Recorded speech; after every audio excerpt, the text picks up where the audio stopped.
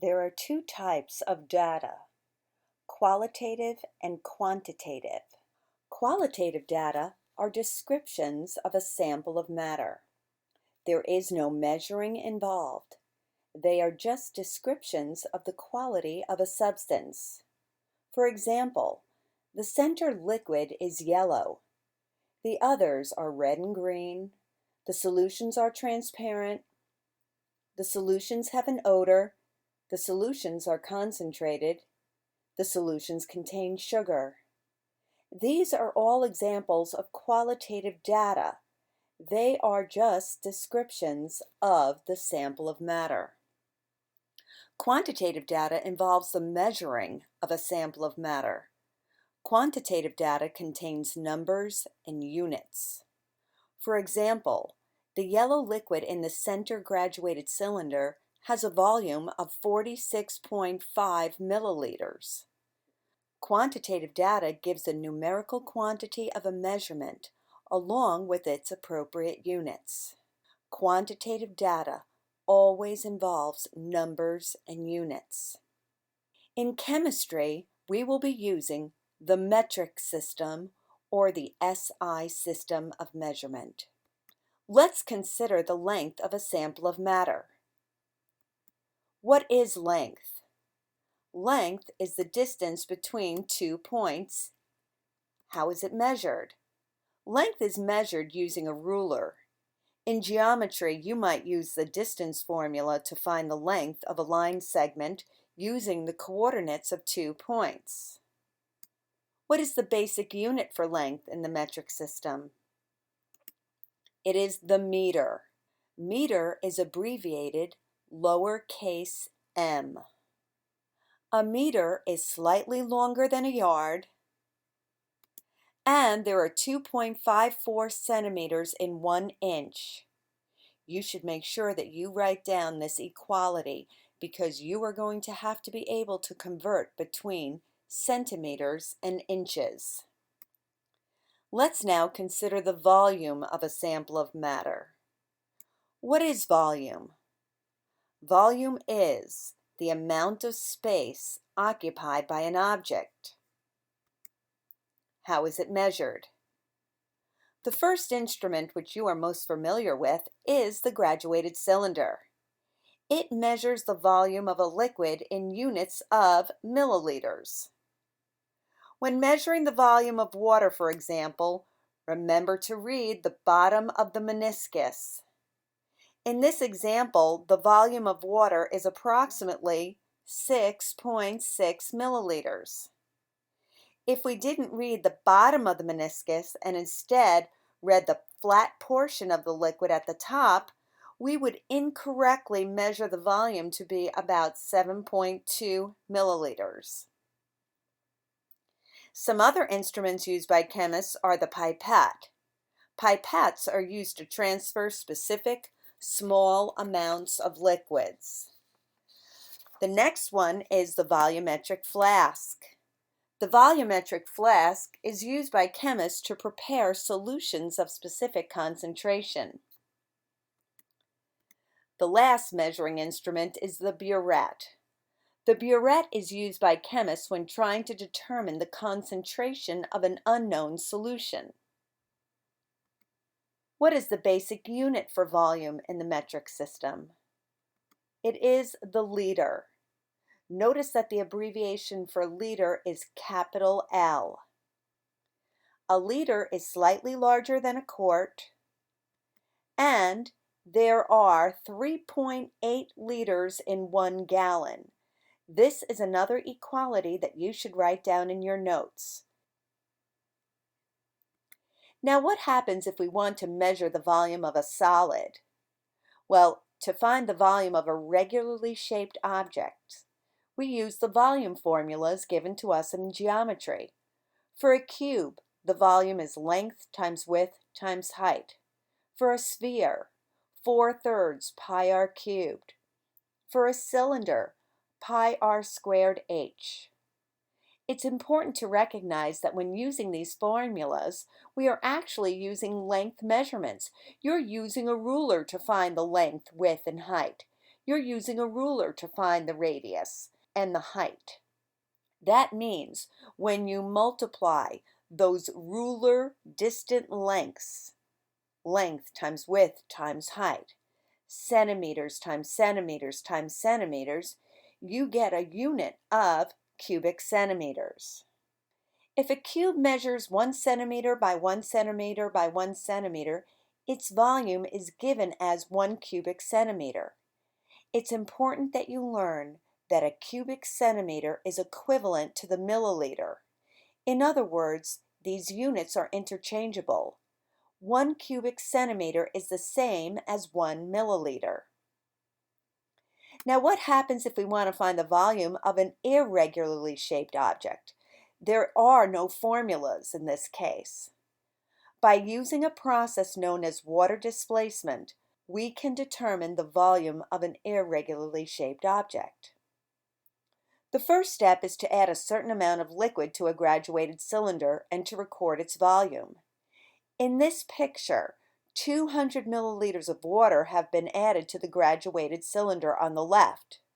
The only thing in that graduated cylinder is the 200 milliliters of water.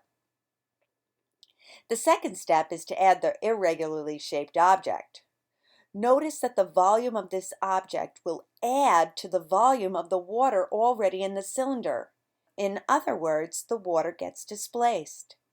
A new volume is now measured. In this picture, the volume of water and the irregularly shaped object is 260 milliliters. The last step is to subtract the original volume from the new volume, which means 260 minus our original volume of 200 gives us a volume of 60 milliliters for our irregularly shaped solid. We could also say that this is equivalent to 60 cubic centimeters. Let's now consider mass. What is mass? Mass is the amount of matter in a substance. How is it measured? It's measured using a balance. You will be using both of these balances this year. The top balance is called a triple beam balance, and the bottom balance is an electronic balance. What is the basic unit? The basic unit is the gram, abbreviated little g. 1,000 grams is slightly larger than 2 pounds, and there are 454 grams in 1 pound. Now, some of you may have wanted to say that mass is measured by a scale. That is not true. A scale measures the weight of an object.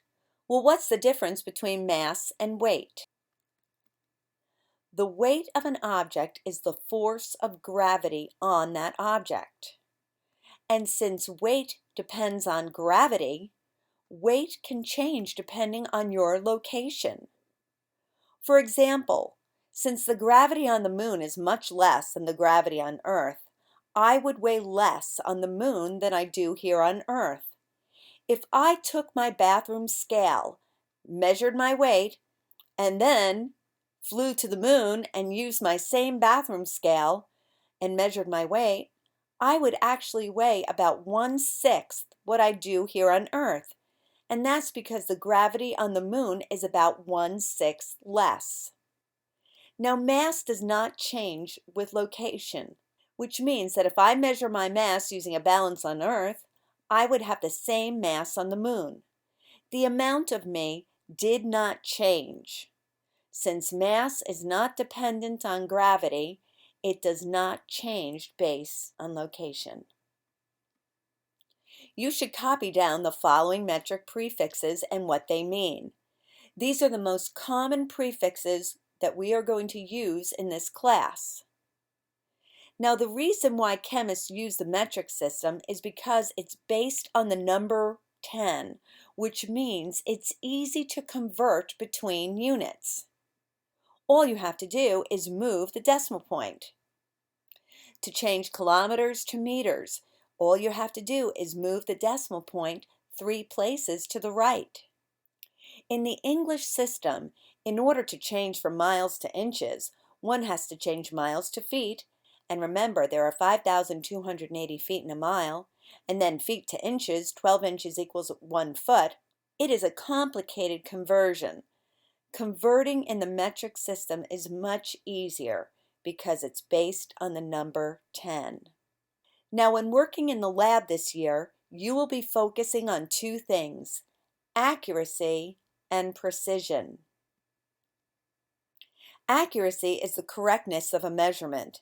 In other words, if I ask you to find the mass of a 2-gram sample of matter, you need to be able to get 2 grams as your measured mass. You want to get the correct answer. You want to be right. Accuracy depends on the quality of the measuring instrument. For example, if I ask you to find the mass of something and the balance I give you is broken or defective or missing parts, it doesn't matter how careful you are, you will get the wrong answer. Precision is the reproducibility of a measurement. In other words, if you get the same measurement over and over again, are your measurements consistent? Precision depends on your skill as the investigator. Are you skilled in how you use your device and how you record your measurements? Let's consider the following example. In the very left figure, the person has neither good precision nor good accuracy. They are not consistent and they're not close to the center. This person has poor accuracy and poor precision. In the middle figure, the person had poor accuracy. They were not close to the center. Their precision was good, however, because they were consistent. It was the wrong answer, but it was the same wrong answer. The person at the right had good accuracy, they hit the center, and good precision because he was consistent. This year, you will be working on both accuracy and precision when performing laboratory experiments. Percent error. When you have obtained a numerical answer in your laboratory work, it's helpful to check on the accuracy of your work and to compare it with a true or accepted answer. You don't want to just say, I did okay, I did good, I was close, I was far off.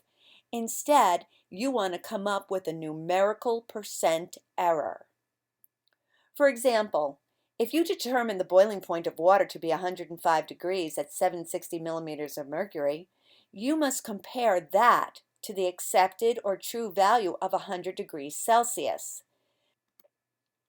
The formula for calculating percent error is experimental value minus true value divided by true value times 100. The experimental value is what you get when you do the experiment. The true value you will get from a reference book or from me. So let's look at the previous example. You determined the boiling point to be 105 degrees. That's your experimental, but the true value was 100. Plugging these numbers in, we arrive at a 5% error. This actually is a really good percent error. The lower the percent error, the closer you are to the true value.